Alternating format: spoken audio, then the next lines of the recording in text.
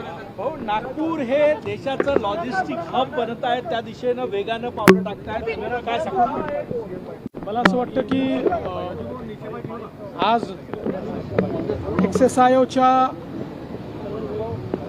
या इंडस्ट्रियल पार्कच्या भूमिपूजनाकरता आम्ही आलो आहोत आणि देशातल्या एका अत्याधुनिक अशा प्रकारच्या प्लग अँड प्ले फॅसिलिटीचं हे भूमिपूजन या ठिकाणी झालेलं आहे.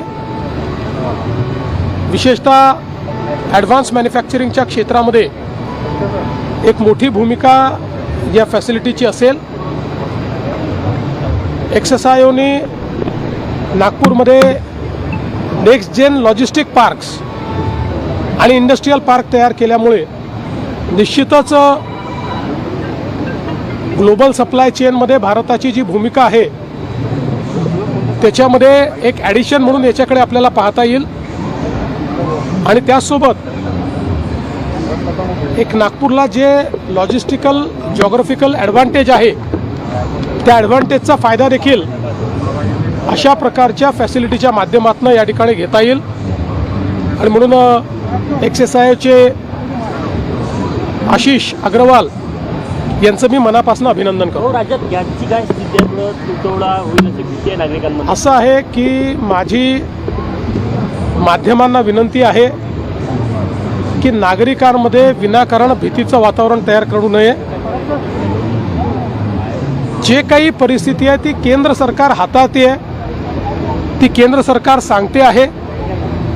विनाकारण वेगवेगळ्या बातम्या दाखवून हे घडणार ते घडणार ते घडणार असं सांगून नागरिकांच्या मनामध्ये भीती आणि संभ्रम तयार करणं हे देशाच्या आणि समाजाच्या हितात नाही.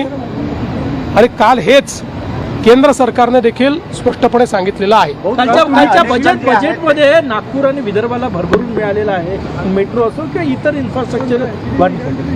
कालच्या बजेटमध्ये महाराष्ट्रालाच भरभरून मिळालेला आहे आणि मग महाराष्ट्राला जेव्हा भरभरून मिळेल तेव्हा विदर्भ कसा मागे राहील. त्यामुळे विदर्भाला आणि महाराष्ट्राला आणि मला असं वाटतं की अनेक गोष्टी असतील पण विदर्भाकरता सगळ्यात मोठा गेम चेंजरचा प्रकल्प हा वैनगंगा नळगंगा इरिगेशन प्रोजेक्ट जो आत्तापर्यंतच्या आपल्या इतिहासातला सगळ्यात मोठा नदीजोड प्रकल्प आहे. त्याला आपण प्रशासकीय मान्यता देऊन काल बजेटमध्ये त्याची घोषणा केलेली आहे. मला असं वाटतं त्यामुळे विदर्भाचं चित्र पूर्णपणे बदलेल. कर्जमाफीची घोषणा केलेली आहे पण प्रत्यक्षात कधी लागू होईल आणि ज्यांचं 2 लाखाच्या वरचं कर्ज आहे त्या बाबतीत स्पष्टता आहे. असं आहे की आता मी घोषणा केलेली आहे त्यामुळे त्याबद्दल कोणाच्याही मनात संभ्रम नाही. काही लोक वेगवेगळ्या गोष्टी पसरवण्याचा प्रयत्न करतात. कोणी म्हणतं राष्ट्रीयकृत बँकेची होणार नाही, कोणी म्हणतं जिल्हा बँकेची होणार नाही, कोणी म्हणतं या सोसायटीची होणार नाही, कोणी म्हणतं त्याची होणार नाही. आम्ही 2 लाखापर्यंत कुठलीही बँक असो ज्यांना पीक कर्ज द्यायचा अधिकार आहे अशा कोणीही दिलेलं पीक कर्ज हे आम्ही त्या ठिकाणी माफ करणार आहोत.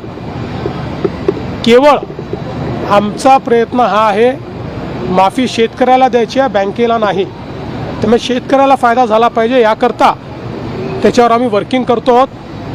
आम्ही यापूर्वीच सांगितलेलं आहे की 30 जूनच्या आधी आपण कर्जमाफी करणार आहोत. त्यामुळे आता बजेटमध्ये ती आली असल्यामुळे आता पुढच्या कारवाईला सुरू होईल. कमिटी याच्यावर काम करते. कमिटी बाकी सगळ्या गोष्टी या ठिकाणी सांगेल. एवढंच सांगतो जुन्या कुठल्याही कर्जमाफीपेक्षा चांगली ही कर्जमाफी असेल. शेतकऱ्यांना याचा मोठा दिलासा मिळणार आहे.